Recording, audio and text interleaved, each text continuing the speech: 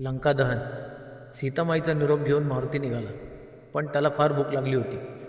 त्याने अशोकवनातील फळे खाल्ली, अनेक झाडांच्या फांद्या मोडून टाकल्या, अशोकवनाची नासधूस केली. रावणाच्या शिपायांनी मारुतीला पकडून रावणासमोर उभे केले.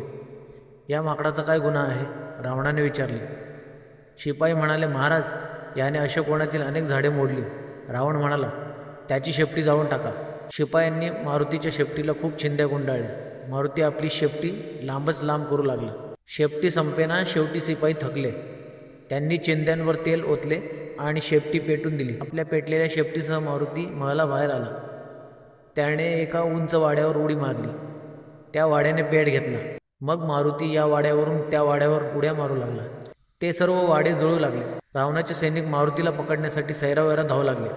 कोणीही मारुतीला पकडू शकला नाही. मारुतीने अनेक राक्षसांची घरे जाळून टाकली. लंकेत हाहाकार माजला. मग मारुती समुद्रकिनारी आला. त्याने पाण्यात आपली शेपटी विझवली.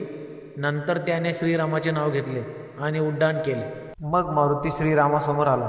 त्याने श्रीरामाला सर्व हकीकत सांगितली. सुग्रीवाच्या मदतीने रामाने लंकेवर स्वारी करण्याचे ठरवले.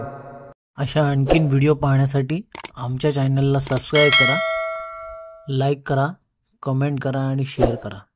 धन्यवाद.